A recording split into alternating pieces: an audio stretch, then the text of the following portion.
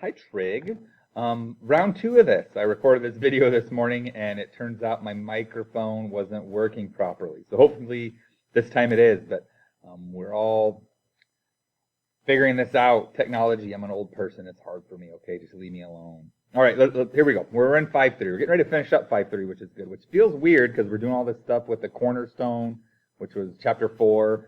We had all those identities in our foldable, which was chapter 5, but we're actually in 5.3, which was solving equations, and we've seen easy ones and not so easy ones. We've talked about adding 2 pi n and that sort of thing, and symmetry, and we're gonna end it up here with a little mixture of the two, of some of the two ideas we've been talking about. So to preface this, to get ready for this, I want you to solve this equation. After, again, technology, I plug in my document camera. There it is. Here's the equation. It's pretty easy. I want you to solve over the interval 0 to 2 pi, so one time around the circle, figure out when cosine of x is equal to 0. Hit pause, let her rip. Okay, we're back. Hopefully you did that. How we do this? I can't draw triangles. Hopefully you thought that. Like, okay, so I need to draw triangles and find the angles that make this happen, but we can't draw triangles for 0. So we need those other definitions. And on those other definitions, the cosine of x on the unit circle is the x-coordinate.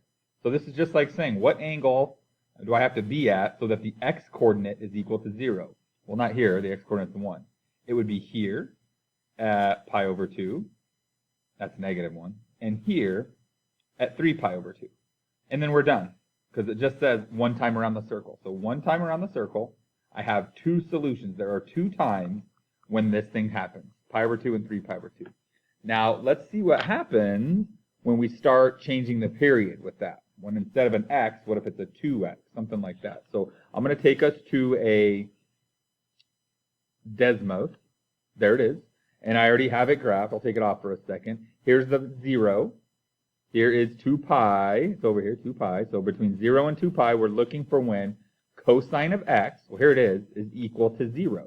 Well, when is this graph equal to 0? Here at pi over 2, and here at 3 pi over 2. Those same two answers we just got.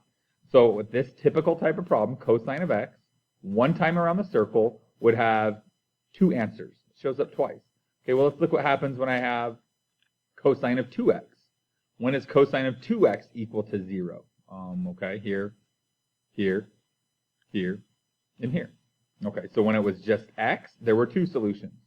When it's 2x, there are 4 solutions. There's 4 times that it's equal to 0. Okay, so let's just continue the pattern. I'm going to come down here to this one. Y equals cosine 3x. What do you think is going to happen? 6 answers. 1, 2, 3, 4, 5, 6. So if I go around the circle once, from 0 to 2 pi on that interval, cosine of 3x is equal to 0 6 times. Okay, so then what would happen on this one? I'm getting ready to do y equals cosine of half x. Okay, so cosine of x was 2, 2x was 4, 3x was 6, a half x? Gotta be 1, right? Yeah, it just hits once. There's only one solution for when cosine of half x equals 0.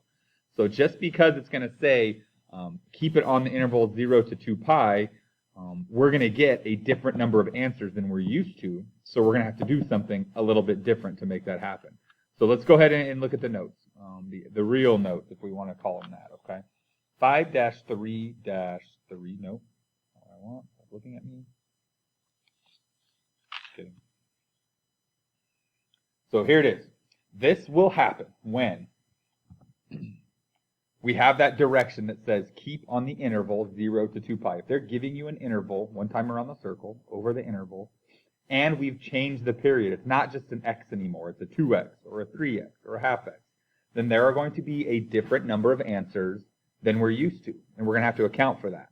So let's go through, we'll do one example, and then I'm going to give you guys some problems to work on, and then we're good with 5.3.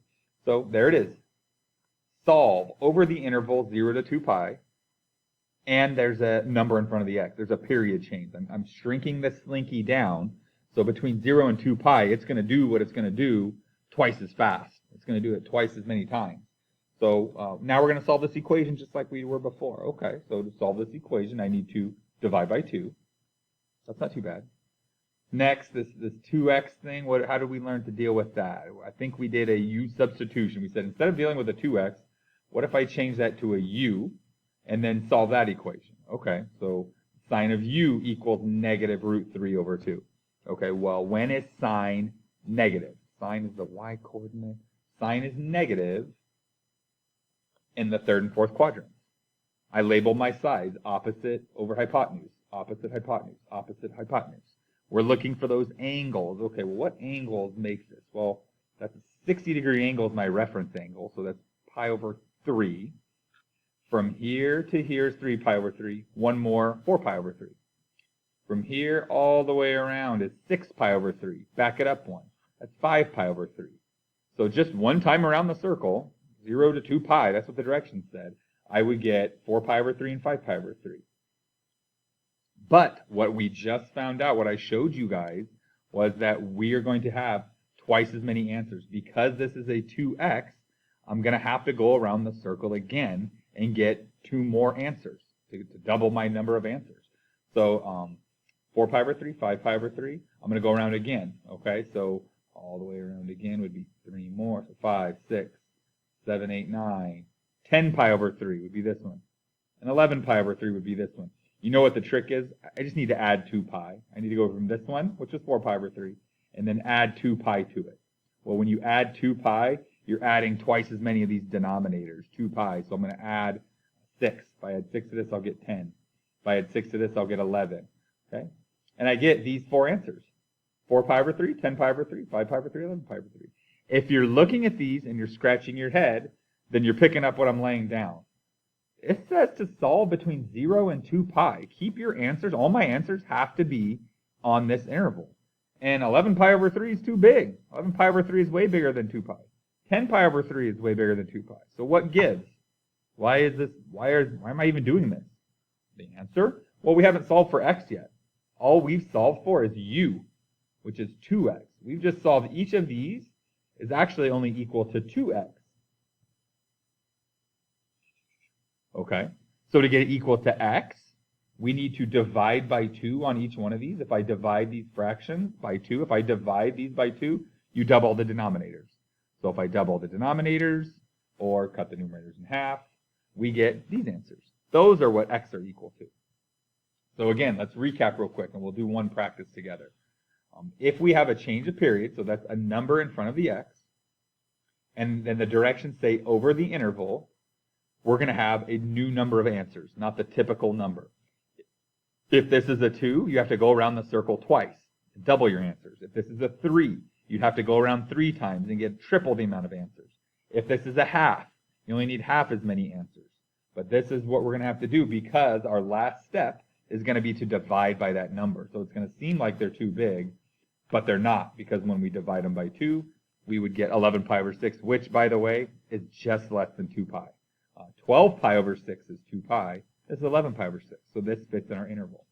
Good. All right. Here's your guys' stamp. I would like you to add these 5 problems onto the end of your 5-3 stamp. Add these problems. All of them are solve over the interval 0 to 2 pi, so that you won't be putting anything like plus 2 pi n or plus pi n, because we don't want it to go on forever. We just want these specific numbers between 0 and 2 pi. And all of them have a period change. 3x, a half x, 3x, x over 3. Okay, so let's go through it and do the first one together. Hopefully you can hit pause and write them down if you need to, but I'm going to do the first one. The first one says, a little crooked here, how about that? Well, I'm going to divide by 2. Sine squared of 2x equals 1/2. That's an easy first step for us. Okay. From here, I need to get rid of the squared, so I'm going to take a square root of both sides. So I'm going to get the sine of 2x equals plus or minus, don't forget that, the square root of 1/2. Okay, well the square root of 1/2 is the square root of 1, which is just 1, over the square root of 2 is just the square root of 2. So hopefully you're looking at this and you're already thinking that's 45 degrees, that's pi over 4. It is, okay? But for us, that's sine of 2x. So when it's sine plus or minus 1 over root 2, okay, now I'm going to draw my triangle. Sine is positive in these quadrants. Sine is negative in these quadrants. Okay? It is, if I label the sides, opposite over hypotenuse, 1 square root of 2. It is. It's pi over 4. It's the pi over 4 brothers. Pi over 4, 3 pi over 4, 5 pi over 4, and 7 pi over 4. Now what we just learned and what you need to remember, if it's a period change and over the interval, I have to go around another time because this is the 2x. So I need to keep going around the circle again. I went one time around the circle, but I'm actually going to go again because all my answers are going to end up being divided by 2. Pi over 4, 7 pi over 4, the next one would be 9 pi over 4. The next one would be 11 pi over 4. The next one would be 13 pi over 4. And the last one's going to be 15 pi over 4. Those are my 4 answers? No, they're not. Not quite. What did we just solve for? We just solved for 2x. I didn't actually solve for x. So each of these are equal to 2x. So to actually solve for x, the last step is to divide by 2. If you divide a fraction by 2, you double the denominator. And I'm lazy here. I'm not going to rewrite them. But the answers will all be all these over 8. 8 over 8 over 8. Normally we would get 4 answers, but because it was a 2x, we get double the number of answers. 1, 2, 3, 4, 5, 6, 7, 8. That's what we're talking about here, okay? There's the rest of the stamp. This is your Wednesday activity, is to watch this video. Then make sure all the stamps are finished up. You're going to come in and get lots of practice tomorrow on solving equations, verifying identities, simplifying expressions, everything we've done so far. Tomorrow's going to be a good practice review day for that. All right? Catch you on the flip. Hopefully you heard this time. See you guys.